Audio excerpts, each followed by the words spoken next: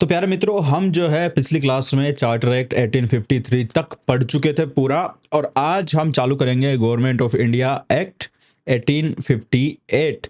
देखो, charter act 1853 जो था वो बहुत ज़्यादा कॉन्स्टिट्यूशनल इंपॉर्टेंस का था। मैंने बताया था रिवीजन अगर हम उसका करें, चार्टर एक्ट का रिवीजन अगर हम करें तो भाई ये लास्ट था चार्टर एक्ट 1853 यानी 1853 वाला charter act last charter act था। और इसने जो है लेजिस्लेटिव और एग्जीक्यूटिव फंक्शंस को जो है बदल दिया था, यानी कि अलग अलग कर दिया था। जो कल हमने नोट्स लिए थे वो हमारे पास होंगे, हम देखते हैं। ये रहे जो मैंने समझाया था इसमें सब कुछ, कि लेजिस्लेटिव और एग्जीक्यूटिव जो फंक्शन थे वो बदल दिए गए थे। ओके, इसको एक बार साइड में कर लेता हूँ ताकि उसके साथ ही खुल सके। ठीक है। तो देखो, ये सारा हमने समझा था कल कि गवर्नर जनरल की काउंसिल थी, उसको बांट दिया था लेजिस्लेटिव और एग्जीक्यूटिव पार्ट में। नए मेंबर सिर्फ और सिर्फ लेजिस्लेटिव पार्ट में जोड़े गए थे, लेजिस्लेटिव विंग में जोड़े गए थे। 6 नए मेंबर जोड़े गए थे, जिनमें 4 को जो है local provincial representation, 4 member local provincial representation, यानी कि जो अंग्रेजों के प्रोविंस थे वो नॉमिनेट करके 4 मेंबर्स को भेजते। और उनमें कौन कौन से प्रोविंस थे? उनमें थे बंगाल, आगरा, बॉम्बे और मद्रास, और बाकी 2 जो अपॉइंट होते वैसे अपॉइंट होते। ठीक है, ये सारा सिस्टम हुआ था। और एग्जीक्यूटिव में कुछ भी बदलाव नहीं हुआ था, एग्जीक्यूटिव जो विंग थी उसमें कोई भी बदलाव नहीं किया गया था। आज हम उससे आगे पढ़ेंगे, पिछली क्लास में सारा मैंने डिटेल में समझाया, जाके देख लेना। ठीक है, चलो आगे बढ़ते हैं। तो भैया आज जो पढ़ रहे हैं हम, वो पढ़ रहे हैं गवर्नमेंट ऑफ इंडिया एक्ट 1853। और देखो सिग्निफिकेंस क्या है इस एक्ट का। This significant act was enacted in the wake of revolt of 1857, also known as the first war of independence और सिपाही म्यूटिनी। देखो, ये सारे चार्टर एक्ट चल रहे थे, लेकिन बीच में एक बहुत बड़ा कांड हो गया अंग्रेजों के लिए। अंग्रेजों के लिए क्या कांड हो गया कि 1857 में फर्स्ट वॉर ऑफ इंडिपेंडेंस हो गया, यानी कि 1857 की क्रांति हो गई, जो कि मॉडर्न हिस्ट्री में एकदम पूरी तरीके से पढ़ी जाती है। तो वो 1857 की क्रांति से अंग्रेजों को बहुत झटका लगा, इनको बहुत नुकसान हुआ, और इनको ये समझ में आ गया कि भाई इस तरीके से तो हम अपनी दादागिरी से भारत पे राज नहीं कर पाएंगे, कुछ ना कुछ तो हमको अलग करना ही होगा। तो फिर उन्होंने क्या किया, उन्होंने सोचा कि भाई अब जो है कंपनी नहीं चला सकती, कंपनी के बस की बात नहीं है, तो अब कंपनी को हटाने का टाइम आ गया है।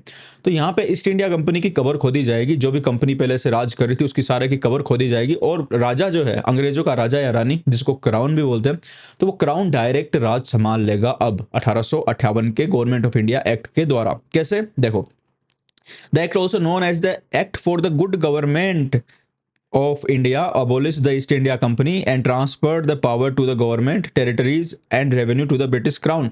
तो भाई देखो, नाम इसको बहुत बढ़िया दिया गया था कि good government of India, act for good government of India. Bharat वाले, क्योंकि उनको पता था अंग्रेजों को कि भारत वाले बड़े गुस्से में है और 1857 की क्रांति कर चुके हैं, अंग्रेजों को मार मार के भगाया जा रहा है, तो डर भी गए थे और इनको लगा कि अब तेल लगाने की जरूरत है भारत के लोगों के, नहीं तो वापस से कोई ना कोई विद्रोह करेंगे। तो इन्होंने बोला कि भाई अब जो हम एक्ट लेके आ रहे हैं वो act for good government of India, यानी कि अच्छी गवर्नमेंट इंडिया में लेके आएंगे। और देखो, हम आपके सामने कंपनी को भी अब हटा रहे हैं, कंपनी को खत्म कर रहे हैं, ईस्ट इंडिया कंपनी को, क्योंकि ईस्ट इंडिया कंपनी के नाम से लोगों के नफरत पैदा हो गई थी बहुत ज्यादा, क्योंकि बड़ा अत्याचार लोगों पे ईस्ट इंडिया कंपनी किया करती थी। तो अब इसने क्या किया, इसने भाई ईस्ट इंडिया कंपनी को, पहले तो वो थोड़ा थोड़ा उनको दे रहे थे कि भाई ईस्ट इंडिया कंपनी वालों, तुमने जहां पे भी कब्जा किया हुआ है वो ब्रिटेन के राजा की जमीन है, ठीक है, ये ध्यान रखना, ट्रस्ट में रखी हुई है तुमने, ऐसे उनको याद दिलाते थे बार बार में। लेकिन अब तो खत्म कर दिया ईस्ट इंडिया कंपनी को, एकदम पूरी तरीके से अबोलिश कर दिया। तो भाई देखो क्या क्या काम किए गए गवर्नमेंट ऑफ इंडिया एक्ट 1858 में, आराम आराम से देखेंगे, कोई दिक्कत वाली बात है नहीं। फर्स्ट क्लास से देखते आ रहे हो तो अभी तक सारी कहानी जो है दिमाग में बैठ गई होगी। तो देखो इसने क्या किया, it provided that India henceforth was to be governed by and in the name of her majesty it changed the designation of the governor general of India to the viceroy of India। समझ रहे हो? मतलब अब भाई India जो है ना, India हर majesty के नाम में गवर्न किया जाएगा। हर मेजेस्टी क्या होती है? जो ब्रिटेन में अंग्रेजों के देश में, ब्रिटेन में जो राजा या रानी होता था, राजा रानी, तो उनको, राजा को तो हिज मेजेस्टी बोलते थे और रानी को हर मेजेस्टी बोलते थे, और क्राउन भी इसको बोल देते थे कई बार। तो बोले कि अब भाई ईस्ट इंडिया कंपनी गवर्न नहीं करेगी, अब भारत में डायरेक्ट राज किया जाएगा रानी के नाम पे, हर मेजेस्टी के नाम पे। और इसने जो viceroy governor general of India था, बंगाल में जो बैठता था, जो कि 1773 का हमने जब रेगुलेटिंग एक्ट पढ़ा था ना, कि गवर्नर ऑफ बंगाल को गवर्नर जनरल ऑफ बंगाल बना दिया गया, और फिर उसको गवर्नर जनरल ऑफ बंगाल को गवर्नर जनरल ऑफ इंडिया बना दिया गया, और अब उस गवर्नर जनरल ऑफ इंडिया का नाम बदल के वॉइस रॉय ऑफ इंडिया कर दिया गया। अब ये नाम देखो, जो वॉइस रॉय नाम है ना, ये यूं ही नहीं रखा गया है, ये एक फ्रेंच शब्द है voice Roy, voice Roy VICEROY, ये एक फ्रेंच भाषा का शब्द है, फ्रेंच भाषा का शब्द है। और इसका मतलब होता है, देखो भैया ये अपन खोल लेते हैं, ठीक है, इसी में देखते थोड़ा सा जगह मिल जाए अपने को। तो जो वॉइस रॉय शब्द है ये फ्रेंच भाषा का शब्द है, और इसका मतलब जो समझोगे ना तो तुमको समझ में आ जाएगा वॉइस रॉय नाम क्यों रखा गया। वॉइस का तो मतलब होता है के लिए, फॉर, यानी कि के लिए, और रॉय का मतलब होता है राजा, किंग, किंग राजा। इसका मतलब वॉइस रॉय का मतलब हो गया जो आदमी राजा के बिहाफ पे, राजा के बिहाफ पे, बिहाफ पे पर, या फिर राजा किंग के लिए, राजा के लिए राज करे। यानी कि भाई जो आदमी राजा के लिए डायरेक्ट राज कर रहा है, यानी राजा ने उसको बिठाया कि तू मेरे लिए यहाँ पे राज कर, तो उसको वॉइस रॉय बोलते हैं फ्रेंच भाषा में। और भाई यहाँ पे देख लो, जो वॉइस रॉय आया है अब डायरेक्ट ब्रिटिश रानी के लिए भारत में राज करेगा, यानी कि वॉइस रॉय सिर्फ उसका एजेंट है, राजा जो है मेन भारत के बन चुकी है रानी, ठीक है। अच्छा, और कौन बना भाई अब वॉइस रॉय? तो लॉर्ड कैनिंग दस become the first voice Roy of India. ये याद रखने वाली चीज है, लॉर्ड कैनिंग, सबके आगे लॉर्ड लगा हुआ क्योंकि सब राजा ही खास आदमी है। तो लॉर्ड कैनिंग जो है भैया वो फर्स्ट वॉइस रॉय बना, किसका? भारत का। कौन से एक्ट से बना? Government of India act 1858। और गवर्नमेंट ऑफ इंडिया एक्ट 1858 क्यों लाया गया? 1857 की क्रांति की वजह से। और इसको क्या बोला गया अंग्रेजों के द्वारा? Act for good government of India, ठीक है। और इसमें किसको अबोलिश कर दिया गया? तो ईस्ट इंडिया कंपनी को अबोलिश कर दिया गया। अच्छा चलो, अब देखो, it ended the system of double government by abolishing the board of control and court of director. अब ईस्ट इंडिया कंपनी की जब हम पढ़ रहे थे कि पहले ईस्ट इंडिया कंपनी में सिर्फ कोर्ट ऑफ डायरेक्टर हुआ करते थे, फिर जो है पिट्स इंडिया एक्ट जो आया था, पिट्स इंडिया एक्ट से बोर्ड ऑफ कंट्रोल भी बनाया गया था, और फिर अब जो है बोर्ड ऑफ कंट्रोल और कोर्ट ऑफ डायरेक्टर दोनों को अबोलिश कर दिया, दोनों को हटा दिया, क्योंकि ईस्ट इंडिया कंपनी को जब हटा दिया गया है तो ये board of control, court of director, इन सारे फर्जी चीज़ों की अब कोई ज़रूरत है नहीं, क्योंकि डायरेक्ट अब रानी राज करेगी, ब्रिटेन की रानी डायरेक्ट इंडिया पे राज करेगी। और किसके थ्रू करेगी? वॉइस रॉय के थ्रू। वॉइस रॉय का मतलब क्या था? वॉइस यानी के लिए, और रॉय का मतलब राजा, राजा के लिए राज करेगा कौन? वॉइस रॉय, ठीक है। It created a new office, Secretary of State for India, vested with the complete authority and control over the Indian administration. The Secretary of State was a member of the British cabinet and was responsible ultimately to the British Parliament.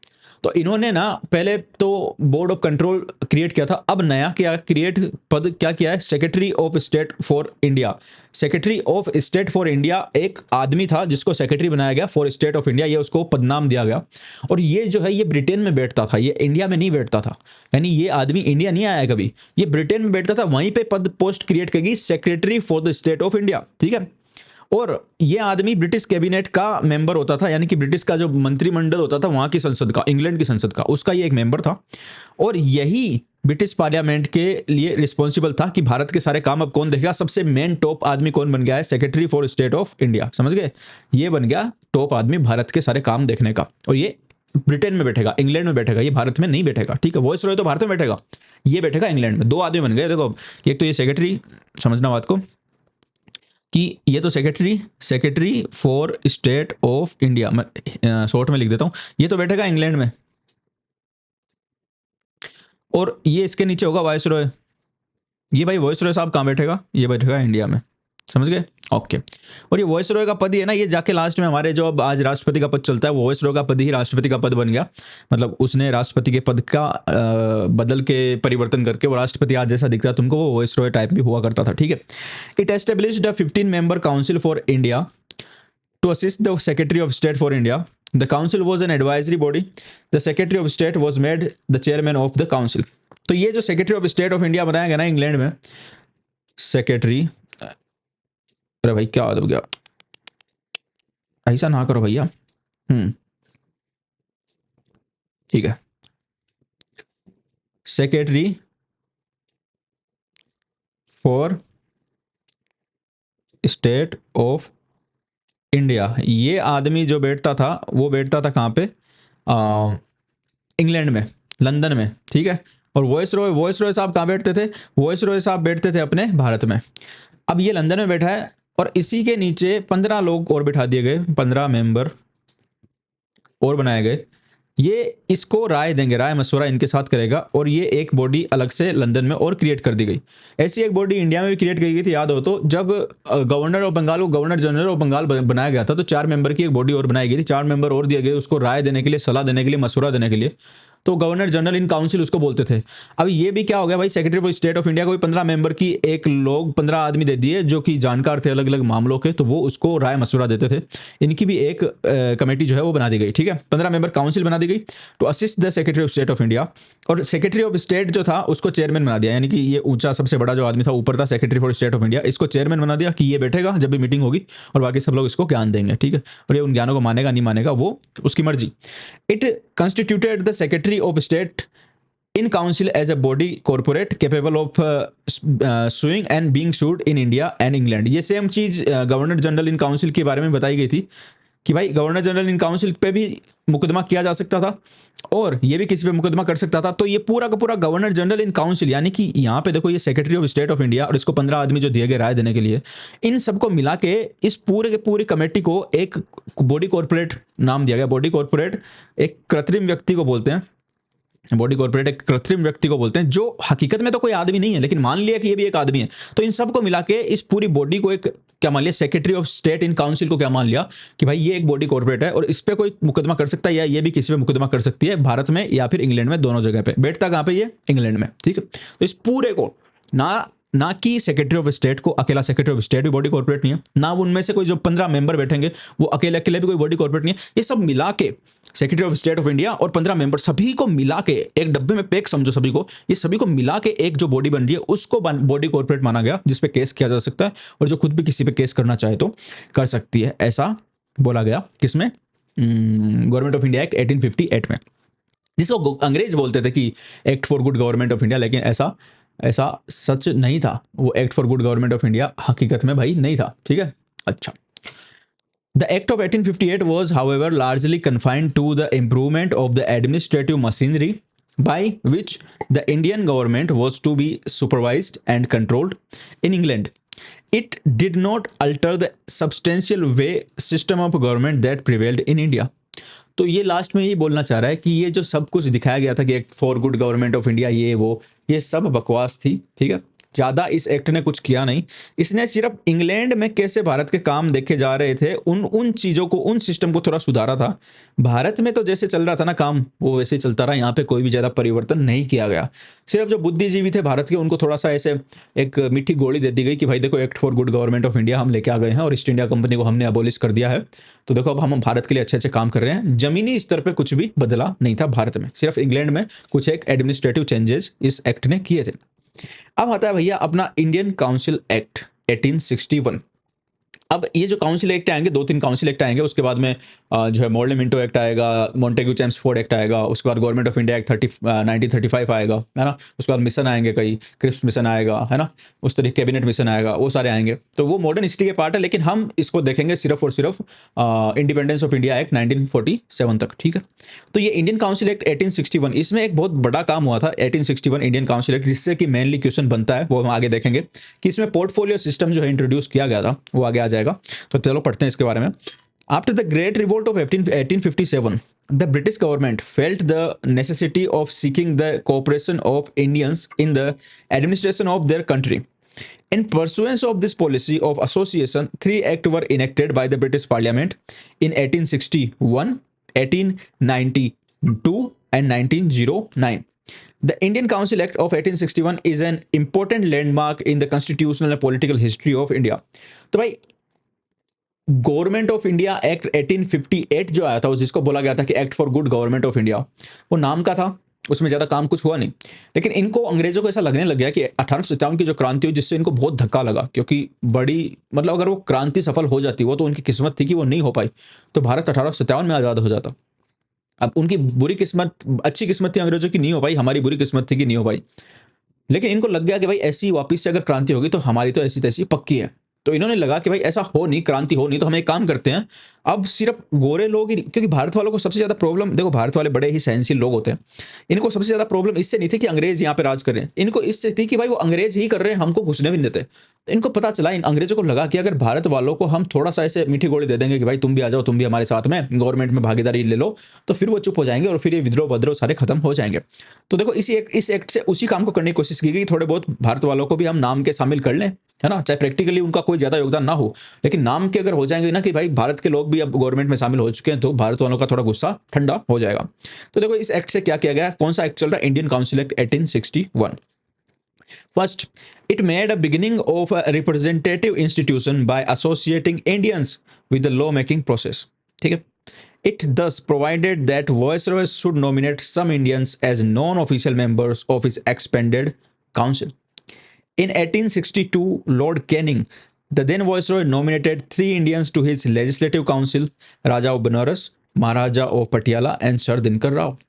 तो मैंने जो बताया था तुमको first of all, हमने बात की थी ऊपर, देखो ये लेजिस्लेटिव काउंसिल की जो बात की थी, एग्जीक्यूटिव काउंसिल और लेजिस्लेटिव काउंसिल, और मैंने बताया था लेजिस्लेटिव काउंसिल में 6 नए मेंबर दिए गए, ठीक है, उसमें 4 ये बंगाल, आगरा, बॉम्बे, मद्रास से किए जाते थे, बाकी 2 वैसे किए जाते थे। तो उन्होंने बोला कि इसी काउंसिल के मेंबर्स की संख्या और बढ़ाई गई, और इसमें अब पहली बार 3 भारतीय सदस्य शामिल किए गए। पहले इन 6 में से कोई भारतीय नहीं था, अब भारत वालों को शामिल किया गया। तो आप बोलोगे तो बढ़िया अच्छी बात की, अच्छी कुछ नहीं है, क्योंकि जो भी भारतीय शामिल किए जाते थे वो बड़े बड़े लोग होते थे, या तो कोई राजा महाराजा होते थे जो अंग्रेजों के दोस्त होते थे, जिनके साथ बैठ के अंग्रेज शाम को, है ना, या फिर कोई बड़ा आदमी होता था, जैसे कि यहाँ पे देख लो कौन कौन थे, राजा और बनारस राजा जी अंग्रेजों के साथ, अधिकतर राजा अंग्रेजों के साथ ही थे, अंग्रेजों के दोस्त ही थे, इसीलिए 1857 का संग्राम भी बुरी तरीके से फेल हुआ था, क्योंकि अधिकतर राजाओं ने, जिनमें मेन आता है बीकानेर के राजा और पंजाब के तो सेना जो जवान थे अंग्रेजों की सेना में, उन्होंने भी बहुत योगदान दिया था, तो अंग्रेजों की सहायता की थी, उनकी वजह से ही बच गए अंग्रेज, नहीं अंग्रेज 1857 में भाग जाते भारत छोड़ के।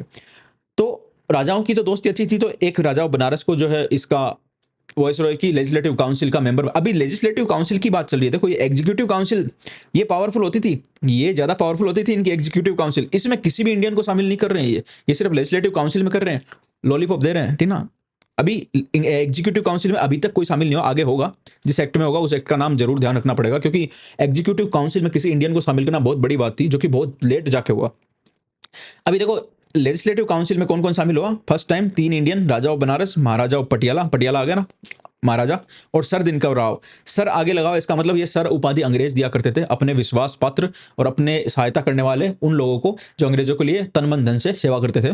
तो ये भाई सर लगा हुआ, तो दिनकर राव ये भी अंग्रेजों के आदमी थे, राजा और महाराजा तो मतलब होंगे, तो राजा हो बनारस, महाराजा ऑफ पटियाला, सर दिनकर राव, 3 लोग शामिल किए गए Indian first time legislative council में 1862 में। कौन सा वॉइसरॉय था उस टाइम पे, वॉइसरॉय था कैनिंग, कैनिंग की टाइम पे जो है इनको शामिल किया गया, और कैनिंग ही फर्स्ट वॉइसरॉय भी था भारत का। गवर्नमेंट ऑफ इंडिया एक्ट 1858 में ही वॉइसरॉय का पद सृजित किया गया था, यानी कि the post of viceroy was created in government of India act 1858, and before that the post was called क्या कहलाता जाता था, वो गवर्नर जनरल ऑफ इंडिया। उस गवर्नर जनरल ऑफ इंडिया की पोस्ट को बदल के उसका नाम वॉइसरॉय कर दिया, और वॉइसरॉय का मैंने आपको बताया कि फ्रेंच भाषा के अनुसार वॉइसरॉय का जो मतलब होता है वो मतलब होता है फॉर द किंग, यानी राजा के लिए जो राज करे उसको वॉइसरॉय बोलते हैं।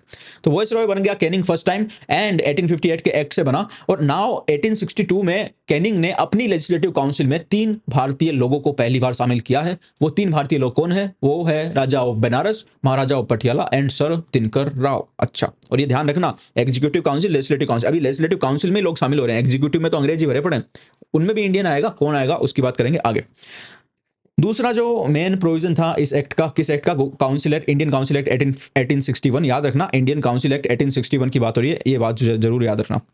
It initiated the process of decentralization by restoring the legislative power to the Bombay and Madras presidencies. It thus reversed the centralizing tendency that started from the Regulating Act of 1773 and reached its climax under the Charter Act of 1833.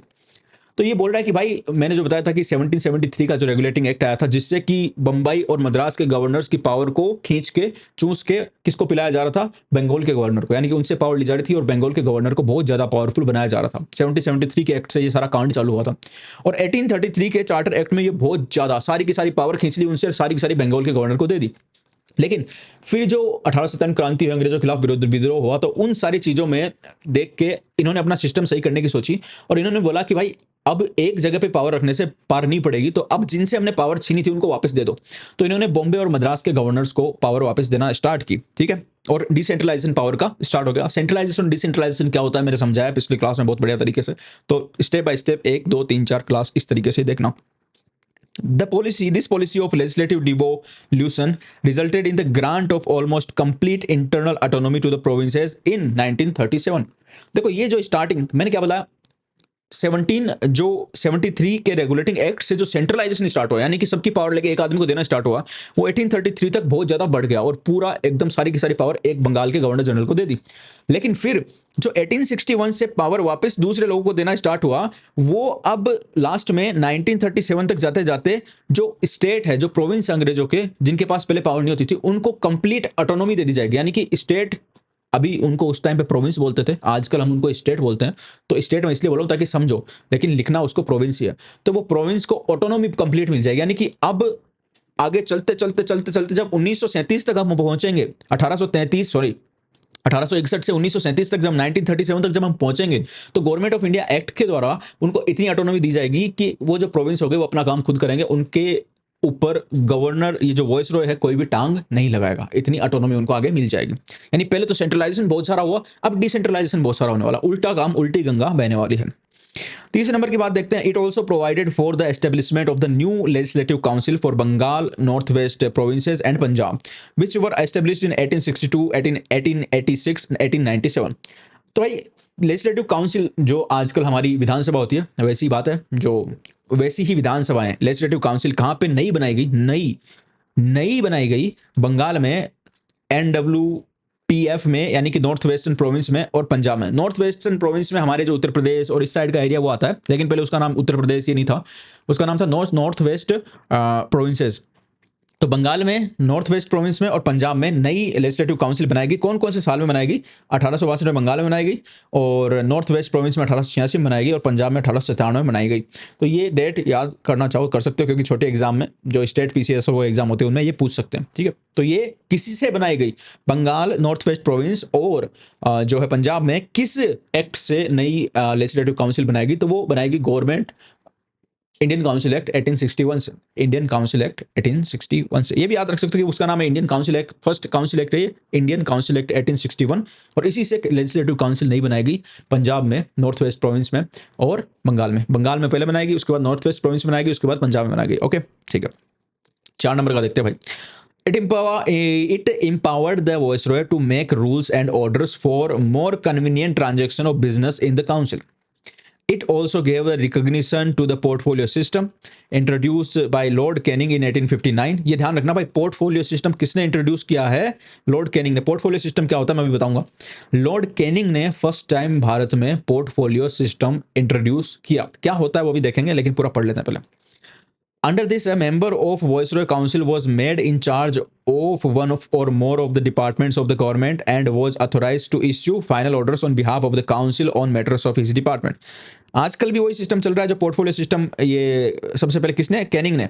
भाई देखो, Canning का नाम बहुत ध्यान रखना, Canning ही first viceroy था, Canning ही first viceroy था। Canning के टाइम पे ही पहली बार लेजिस्लेटिव काउंसिल में 3 इंडियन मेंबर शामिल हुए। अभी पढ़ा है अपने, भूल मत जाना। कौन कौन थे? Raja of Patiala, maharaja of Patiala, raja of Banaras और सर दिनकर राव। और उसके अलावा कैनिंग के काल में ही पोर्टफोलियो सिस्टम भी लागू हुआ। कौन सी साल में? 1859 में, ठीक है। पोर्टफोलियो सिस्टम होता क्या? पोर्टफोलियो सिस्टम ये होता है कि आज की डेट में जो सिस्टम है उससे समझ जाओगे। जैसे आज होता है प्रधानमंत्री, PM होता है, ठीक है। PM के नीचे क्या होता है भैया? PM के नीचे मिनिस्टर होते हैं, मिनिस्टर और ये मिनिस्टर। ये मान लो मिनिस्टर ऑफ रेलवे, ये मिनिस्टर ऑफ फाइनेंस है, ठीक है। और ये minister of law and justice है। तो भाई रेलवे वाला मिनिस्टर पूरी की पूरी रेलवे में जो भी कार्यक्रम होगा वो रेलवे वाला मिनिस्टर संभालेगा, ठीक है। फाइनेंस निर्मला सीतारमण, ये सारे फाइनेंस के काम संभालेगी, जो बजट पेश करना, बाकी सारे जो टैक्सेशन में क्या कहानी करनी है। लॉ वाला कानून से संबंधित सारे मामले संभालेगा। तो यानी कि ये डिपार्टमेंट, ये मिनिस्टर ये वाला रेलवे वाला डिपार्टमेंट संभालेगा, ये वाला मिनिस्टर फाइनेंस वाला डिपार्टमेंट संभालेगा, ये मिनिस्टर लॉ वाला डिपार्टमेंट संभालेगा। यानी कि इस मिनिस्टर का, यानी कि इस मिनिस्टर का पोर्टफोलियो तो हो गया क्या, रेलवे डिपार्टमेंट, इसका पोर्टफोलियो होगा फाइनेंस डिपार्टमेंट, और इसका हो गया लॉ डिपार्टमेंट। तो वही सिस्टम है, पोर्टफोलियो यानी किस आदमी को एक स्पेशल डिपार्टमेंट पकड़ा दिया गया कि तू इसको संभाल, तो उसको वो पोर्टफोलियो दे दिया गया। इसको बोलते हैं पोर्टफोलियो सिस्टम, जो कि आगे जाके हमारे मिनिस्ट्रियल सिस्टम में बदल गया। यानी कि वॉइस रॉय जो होता था और उसकी 15 मेंबर की जो वॉइस रॉय की जो काउंसिल होती थी, वो काउंसिल में जो लोग होते थे उन लोगों में से किन्हीं लोगों को स्पेशल स्पेशल डिपार्टमेंट संभाल दिया गया कि भाई तुम इसको संभालो, तुम इसको संभालो, यानी मंत्री बना दिया गया एक तरीके से। तो उसी को पोर्टफोलियो सिस्टम होता है। किसने इंट्रोड्यूस किया? कैनिंग ने। कब किया? 1859 में। किसमें? 1859 में। ठीक है, 5 नंबर का देखते हैं। It empowered the viceroy to issue ordinance without the concurrence of the legislative council during an emergency. आज भी हमारे जो शायद मेरे ख्याल से जो इसका आर्टिकल है 123 है 123, ऑर्डिनेंस इश्यू करते हैं हमारे जो है प्रेसिडेंट, जब हमारी जो संसद है वो चल रही नहीं होती, सत्र में नहीं होती है, तो उस टाइम पे ऑर्डिनेंस इशू कर सकते हैं प्रेसिडेंट। यानी कि प्रेसिडेंट अपनी ऑर्डर देके कोई कानून बना सकते हैं जब संसद नहीं चल रही हो, क्योंकि वैसे कानून संसद बनाती है, लेकिन अगर संसद चल रही नहीं है, सत्र में नहीं है, तो फिर उस टाइम पे कोई इमरजेंसी आ गई तो कानून कौन बनाएगा? प्रेसिडेंट बनाएगा। लेकिन ये सिस्टम आया कहाँ से? ये आया भैया 1861 के इंडियन काउंसिल एक्ट से। इसने वॉइस रॉय को ये पावर दिया कि भाई लेजिस्लेटिव काउंसिल से बिना पूछे तुम इमरजेंसी में खुद कुछ भी ऑर्डिनेंस इश्यू कर सकते हो, कुछ भी कानून तुम्हारे मन में आए वो बना सकते हो। कहाँ से आया सिस्टम? 1861 से। और यही ऑर्डिनेंस आज भी हमने अपना लिए, क्योंकि most of our constitution is copy paste from government of India act 1935, और अंग्रेजों ने जो किया हमने उसी सिस्टम को अपना लिया। आज़ाद हम हुए नहीं हुए, सच में ये सोचने वाली बात है, लेकिन हमने कुछ भी अपनी तरफ से ज़्यादा नहीं बनाया, हमने सिर्फ कॉपी पेस्ट किया है। ये सत्य है और सत्य ही रहेगा।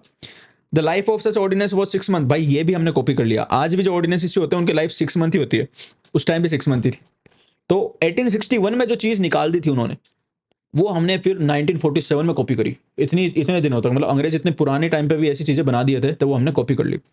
ठीक है, तो ऑर्डिनेंस वाला सिस्टम कहाँ से आया? इंडियन काउंसिल एक्ट 1861 से आया, और उसकी लाइफ क्या होती थी? 6 मंथ होती थी। आज भी ऑर्डिनेंस सिस्टम है 123 आर्टिकल नंबर 123 में ऑर्डिनेंस प्रेसिडेंट इशू कर सकता है। ये मॉडर्न बता रहा हूँ मैं आज की डेट का। अब बात करते हैं भाई Indian council act 1892। Council act बहुत आएंगे, पहले 61 का आया है, अब 92 का आया है, फिर 1909 का होगा, जिसको हम बोलते हैं मॉर्लेमेंटो एक्ट 1909।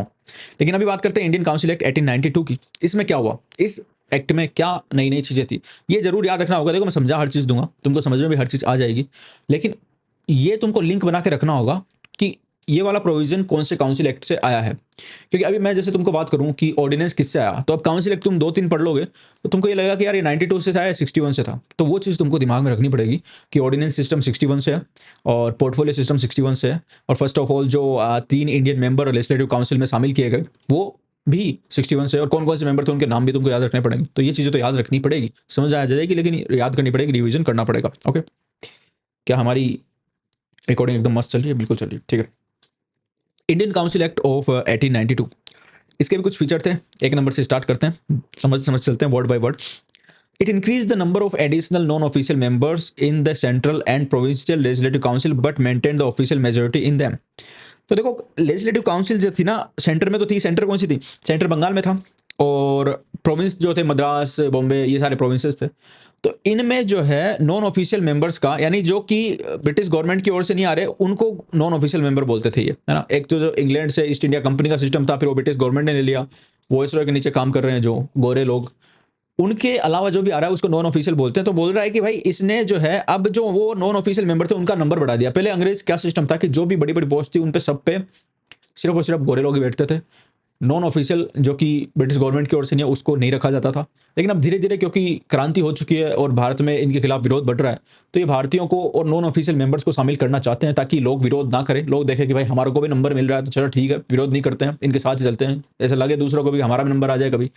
तो इसलिए नॉन ऑफिशियल मेंबर को बढ़ाया गया, लेकिन मेजोरिटी जो रखी गई वो सिर्फ और सिर्फ ऑफिशियल मेंबर की रखी गई। यानी मान लो फॉर एग्जाम्पल अगर 10 लोग टोटल हैं तो उनमें से 7 तो रखे गए। मान लो पहले 10 लोग टोटल होते थे, ठीक है, 10 लोग टोटल होते थे, जिनमें से 9 तो ब्रिटिश होते थे और एक कोई नॉन ऑफिशियल मेंबर को रखा जाता था। अब बढ़ा के कर दिया गया कि भाई 10 लोगों में से 6 तो ब्रिटिश होंगे और 4 नॉन ऑफिशियल होंगे। लेकिन मेजोरिटी तो इनकी होगी ना, वोट पड़ेगा तो 6 वोट तो ब्रिटिश के पड़ेंगे, 4 नॉन ऑफिशियल के पड़ेंगे। तो मेजोरिटी किसकी रही? अभी भी ऑफिशियल की। नॉन ऑफिशियल की मेजोरिटी नहीं बनी, चाहे वो प्रोविंस हो चाहे वो सेंटर हो, दोनों में भी आज की डेट में भी जो 1892 के इंडियन काउंसिल एक्ट के बाद भी मेजोरिटी जो थी वो नॉन ऑफिशियल मेंबर की नहीं थी, ऑफिशियल मेंबर की ही थी। दूसरे नंबर की बात करते हैं, It increased the function of legislative council and gave them the power of discussing the budget and addressing question to the executive. अब देखो मैंने बताया था ना, जो वॉइसरॉय था उसकी काउंसिल के दो टुकड़े किए गए थे, एक का नाम था लेजिस्लेटिव काउंसिल, एक का था, कहाँ पे गई हमारी, ये रहा लेजिस्लेटिव काउंसिल, और एक थी एग्जीक्यूटिव काउंसिल। अब देखो ये लेजिस्लेटिव काउंसिल कितनी पंगु थी, इसके पास इतना भी अधिकार नहीं था कि ये बजट को डिस्कस कर सके, जो कि बजट एग्जीक्यूटिव प्रेजेंट करता था। बजट यानी कि खर्चा कहाँ कितना करेंगे, कहाँ से कमाई आएगी, कमाई को कहाँ पे प्रयोग करेंगे, भारत की कमाई, उसके बारे में ये लोग जहाँ पे भारतीयों को शामिल किया गया वो बात भी नहीं कर सकते थे पहले, और पर्सन भी नहीं पूछ सकते थे। ये एग्जीक्यूटिव कोई भी काम करता है उससे कोई क्वेश्चन भी नहीं कर सकते थे, इतना कम पावर था इनके पास। तो 1892 ने थोड़ी सी इन पे दया दिखाई, इनको बोला कि भाई तुम बजट को डिस्कस कर सकते हो, पेश तो अभी भी हम ही करेंगे एग्जीक्यूटिव वाले, लेकिन तुम लेजिस्लेटिव वाले सिर्फ उसको डिस्कस कर सकते हो, यानी बातचीत कर लो। पहले बातचीत भी नहीं करने देते थे।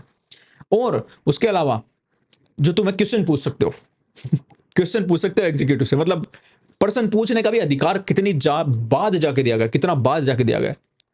तो मतलब समझ सकते हो एग्जीक्यूटिव और लेजिस्लेटिव दो विंग बनाई गई थी, उसमें लेजिस्लेटिव कितनी कम पावरफुल है, एग्जीक्यूटिव कितनी ज्यादा पावरफुल है। और अभी तक एग्जीक्यूटिव काउंसिल में, अभी तक जहां तक हमने अभी तक पढ़ लिया है, एग्जीक्यूटिव काउंसिल में कोई भी इंडियन मेंबर शामिल नहीं किया गया है। अब देखो, it provided for nomination of some non-official members of the Central Legislative Council by Viceroy on the recommendation of the Provincial Legislative Council and the Bengal Chamber of Commerce, that of Provincial Legislative Council by the Governor on the recommendation of the District Board, Municipality, University, Trade Association, जमींदार, ये वो सब। ठीक है, इसका simple सा मतलब क्या है कि भाई वॉइसरॉय को पावर दी गई कि जो वॉइसरॉय की लेजिस्लेटिव काउंसिल थी ना, लेजिस्लेटिव काउंसिल में बताया ना दो काउंसिल थी, एक तो लेजिस्लेटिव और एक जो थी वो थी एग्जीक्यूटिव काउंसिल। एग्जीक्यूटिव काउंसिल में तो अभी भी किसी को कोई पावर नहीं दिया गया। ये वॉइसरॉय वीसी लिख दूं, वॉइसरॉय, इसकी ये काउंसिल थी, ये काउंसिल थी। तो अब बोला कि भाई ये जो लेजिस्लेटिव काउंसिल थी इसमें जो है वॉइसरॉय भी नॉमिनेट कर सकता है, यानी कि वॉइसरॉय नाम बता दे कि भाई इसको भी इसमें बिठाओ, तो उनको भी बिठाना पड़ेगा।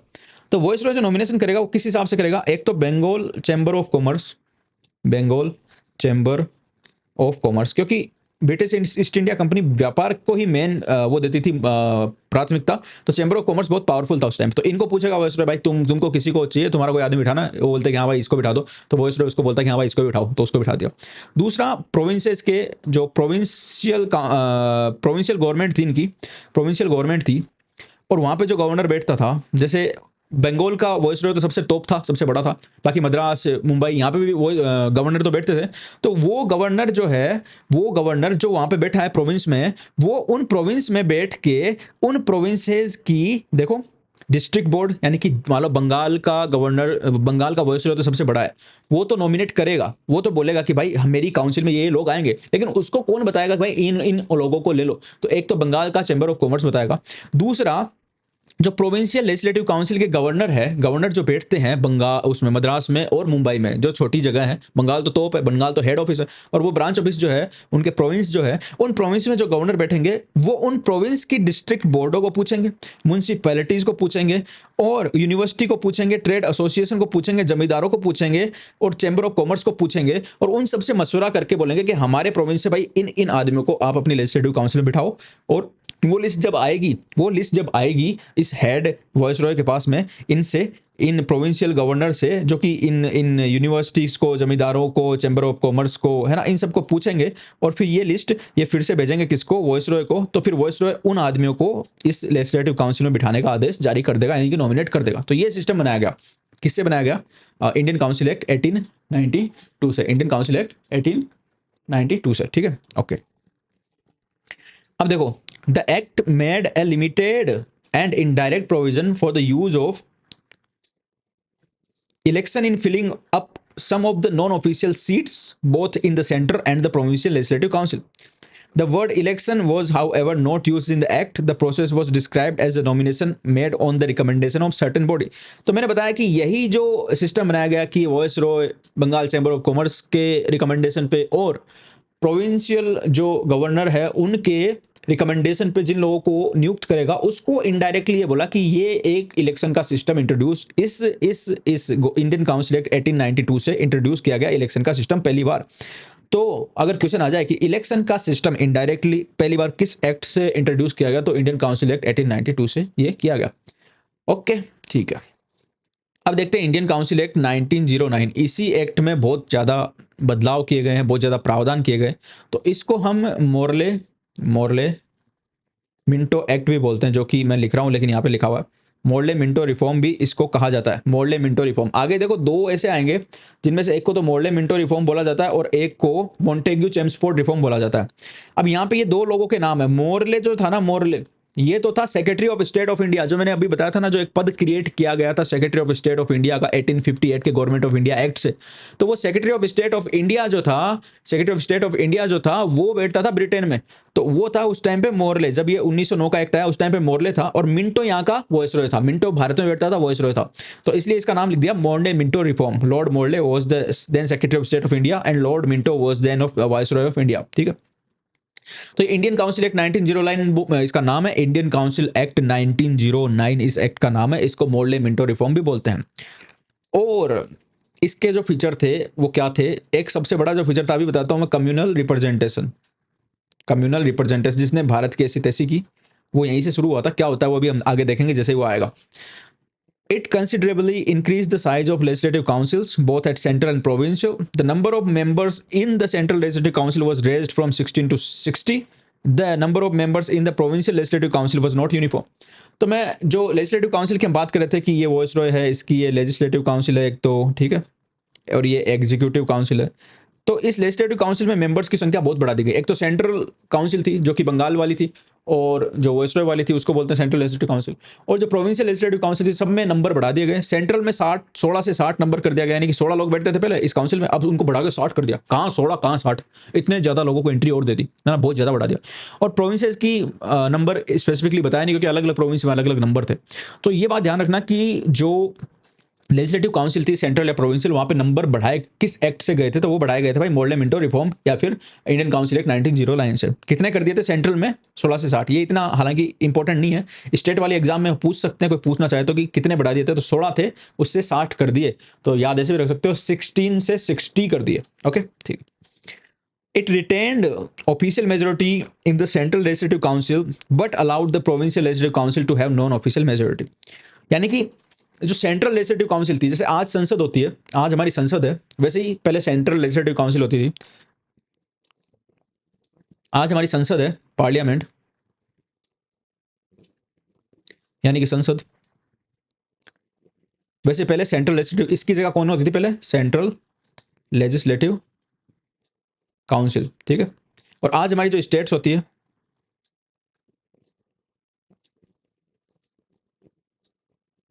उनकी जगह पहले क्या होता था? Province, province, province. तो भाई संख्या बढ़ा दी गई, और संख्या बढ़ाने के साथ में देखो ये जो थी सेंट्रल लेजिस्लेटिव काउंसिल, यहाँ पे तो ऑफिशियल मेजोरिटी रखा गया। यानी मैंने बताया ना, ऑफिशियल नॉन ऑफिशियल मेंबर जो ब्रिटेन की सरकार की ओर से आते थे उनको बोलते थे ऑफिशियल, जो भारत में जो जिन लोगों को लगाया जाता था उस काउंसिल में बैठाया जाता था उनको बोलते थे नॉन ऑफिशियल। तो सेंट्रल लेजिस्लेटिव काउंसिल में तो भाई इंडियन काउंसिल एक्ट 1909 के बाद भी ऑफिशियल मेजोरिटी बरकरार रही। लेकिन जो प्रोविंशियल काउंसिल थी इनमें भी पहले ऑफिशियल मेजोरिटी ही हुआ करती थी, लेकिन अब इनमें नॉन ऑफिशियल मेजोरिटी कर दी गई। यानी कि जो यहां से लोग लग रहे हैं अब वो ज्यादा हो गए और अंग्रेजों वाले कम हो गए। ये क्यों किया गया? ताकि भारत ये खुश हो सके, भारत के लोग खुश हो सके, और विद्रोह जो है वो कम से कम किया जाए अंग्रेजों का। इतनी सी बात है। तीसरे नंबर की देखते हैं। It enlarged the deliberative function of the legislative council at both the levels. For example, members were allowed to ask supplementary question, move resolution on the budget and so on. ये बोल रहा है कि भाई देखो, पहले जो मैंने बताया था कि पहले लोगों को प्रश्न पूछने का अधिकार भी नहीं था एग्जीक्यूटिव से, ना ही बजट पे डिस्कशन का अधिकार था। लेकिन अब बोल रहे हैं कि भाई क्वेश्चन तो तुम पहले पूछ सकते थे, क्वेश्चन पूछने का अधिकार तो हमने तुमको इंडियन काउंसिल एक्ट, पहले वाले काउंसिल एक्ट से दे दिया था, 1892 से दे दिया था। लेकिन अभी 1909 से हम तुमको ये भी दे रहे हैं कि एक क्वेश्चन तुमने पूछा एग्जीक्यूटिव से, उसने तुमको जवाब दिया, उस जवाब के ऊपर तुम एक क्वेश्चन और पूछ सकते हो। भाई लो, एक के ऊपर एक फ्री, ये और दे देते हैं हम, है ना। सप्लीमेंट्री क्वेश्चन वो बोलते हैं कि सप्लीमेंट्री क्वेश्चन पूछ सकते थे, और बजट पे रेजोल्यूशन भी मूव कर सकते थे कि भाई बजट तुमने ऐसा क्यों बनाया, हम ये रेजोल्यूशन करते हैं कि तुम्हारा बजट बेकार है, हम इस रेजोल्यूशन को मूव करते हैं। पास होता था नहीं होता था वो अलग बात है, लेकिन ये कर सकते हो, ये अधिकार और दे दिया गया था। थोड़ा सा लॉलीपॉप और चुसा दिया गया भारत वालों को। चौथे नंबर का देखते हैं। It provided for the first time, कितनी वीडियो कितनी हो गई आज? लंबी हो गई भैया, कितनी देर की हो गई? 39 मिनट की। It provided for the first time for the association of Indians with the executive council of the viceroy and governor. Satyendra Prasad Sinha became the first Indian to join Viceroy Executive Council. He was appointed the law member. मैंने क्या बोला था इतनी देर से, जो मैं चिल्ला चिल्ला के बोल रहा था कि भाई जिसको भी डाला जा रहा है, जिसको भी इंक्लूड किया जा रहा है, जिसको भी इंक्लूड किया जा रहा है, जिसको भी इंक्लूड किया जा रहा है, जिसको भी लाया जा रहा है, वो सिर्फ और सिर्फ लेजिस्लेटिव काउंसिल में लाया जा रहा है। इस काउंसिल में ही लाया जा रहा है मेरे भाइयों, इस लेजिस्लेटिव काउंसिल में लाया जा रहा है जिसको लाया जा रहा है। एग्जीक्यूटिव काउंसिल में तो किसी को घुसने नहीं दे रहे, पावरफुल तो ये ज्यादा है, इसमें किसी को आने नहीं दे रहे। पहली बार ऐसा हुआ 1909 के इंडियन काउंसिल एक्ट, जिसको मोर्लेमेंटो रिफॉर्म भी बोलते हैं, पहली बार ऐसा हुआ है कि कोई इंडियन इस वायसरॉय की लेजिस्लेटिव काउंसिल में शामिल हुआ है, इस एग्जीक्यूटिव काउंसिल में, सॉरी, पहली बार कोई इंडियन शामिल हुआ है। और उस इंडियन का नाम क्या था, ये बिल्कुल बिल्कुल रट के रखना है, इसको भूलना नहीं है। उस इंडियन का नाम था सत्येंद्र प्रसाद सिन्हा। ये लॉ मेंबर थे, यानी कानून के, और ये पहले इंडियन है जो वायसरॉय की एग्जीक्यूटिव काउंसिल में शामिल हुए। किस एक्ट से हुए, 1909 के इंडियन काउंसिल एक्ट 1909 से। ये बात ध्यान रखना, एग्जीक्यूटिव काउंसिल में घुसने नहीं देते थे अंग्रेज किसी को, लेकिन पहली बार किसी को शामिल किया गया। He was appointed as a law member उसको बनाया गया। कौन थे, सत्येंद्र प्रसाद सिन्हा, याद रखना। First Indian to join the viceroy executive council, पहली बार। 5वें नंबर की बात करेंगे। It introduce a system of communal representation for Muslim by accepting the concept of separate electorate. क्या किया इसने, यहीं पे इन्होंने जो है दुश्मनी के बीज बो दिया हिंदू मुसलमानों के बीच में। पहले क्या सिस्टम होता था कि भाई चुनाव हो रहे हैं, ये वोटिंग बूथ है, इसमें हिंदू भी जाके वोट देते थे और मुस्लिम भी देते थे, ठीक है, कोई भी खड़ा हो रहा है दोनों वोट देते थे। लेकिन अब इसने क्या बोला कि भाई अगर कोई खड़ा होने वाला मुस्लिम है, कोई मुस्लिम खड़ा हो रहा है चुनाव में, तो इसको सिर्फ और सिर्फ मुस्लिम वोट देंगे, हिंदू इसको वोट नहीं देंगे, है ना। यानी हिंदू इसको वोट नहीं दे सकेंगे, ये मुस्लिम ही चुनेंगे इसको, यानी हिंदू इसको वोट दे ही नहीं सकेंगे। तो चुनने वाला कौन होगा, मुस्लिम होंगे सिर्फ। तो इसको बोलते कम्युनल इलेक्टोरेट। और इस कम्युनल इलेक्टोरेट को सांप्रदायिक चुनाव, ओहो बैटरी लो हो रही है, मुझे जल्दी निपटानी पड़ेगी। कितनी बच रही है, 9%, जल्दी निपटानी पड़ेगी। तो कम्युनल इलेक्टोरेट का जो जनक था वो कौन था, लॉर्ड मिंटो को बोला जाता है, मोर्ले मिंटो, यहाँ का गवर्नर, यहाँ का वायसरॉय जो था ना, वायसरॉय लॉर्ड मिंटो, वो कम्युनल इलेक्टोरेट का जनक कहा जाता है भारत में। अब जल्दी से हम देख लेते हैं एक बार। इट लीगलाइज द डिस नहीं हो जाए भाई, बीच में रह जाएगी नहीं सब कुछ। It legalise communalism and Lord Minto came to be known as the father of communal electorate. Lord Minto को कम्युनल इलेक्टोरेट का फादर यानी कि बाप बोला जाता है, कि उसी ने एसटीसी स्टार्ट की थी, 1909 के एक्ट से सारी चीजें। It also provided for the separate representation of the presidency corporation chamber of commerce and university जमींदार। तो यूनिवर्सिटी जमींदार चैम्बर ऑफ कॉमर्स, उनकी हमने बात की थी, उनको भी अलग से रिप्रेजेंटेशन प्रोवाइड किया कि भाई तुम भी अपना कोई आदमी भेजना चाहो तो भेज सकते हो, तुम भी उसको खड़ा कर सकते हो, ठीक है। तो ये मेन चीज याद रखनी है कि कम्युनल रिप्रेजेंटेशन 1909 के इंडियन काउंसिल एक्ट से ही इंट्रोड्यूस किया गया था। लॉर्ड मिंटो को बोला जाता है फादर ऑफ कम्युनल इलेक्टोरेट, और ये सारी स्थिति इन्होंने की थी। फर्स्ट टाइम कोई एग्जीक्यूटिव काउंसिल में अगर कोई सदस्य शामिल किया गया था, उसका नाम था सत्येंद्र प्रसाद सिन्हा। वो इंडियन काउंसिल 1909 से ही किया गया था, ओके। और संख्या बढ़ा के बहुत ज्यादा कर दी गई थी, 16 की 60 कर दी गई थी। अभी मैं वीडियो को रोकता हूँ क्योंकि अभी बैटरी लो हो रही है, बाकी रह जाएगा आगे, हम इसका भी दोबारा रिवीजन करेंगे कल की क्लास में। और गवर्नमेंट ऑफ इंडिया एक्ट 1990 भी हम पढ़ेंगे, जिसको कि हम मॉन्टेग्यू चेम्सफोर्ड एक्ट भी बोलते हैं। ओके, थैंक यू, बाय, पढ़ते रहो, आगे बढ़ते रहो, thank you very much, bye bye.